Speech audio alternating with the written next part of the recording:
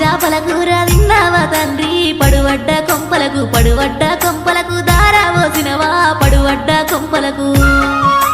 పచ్చి చేపల కూర తినలేదే బిడ్డ పడువడ్డ కొంపాని తెలువపాయనే పడువడ్డ కొంపాని